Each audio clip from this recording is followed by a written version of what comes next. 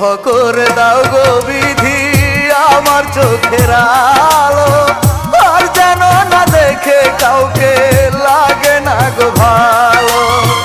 ধ্বংস করে দাও গো বিধি মনের ঘর আমার।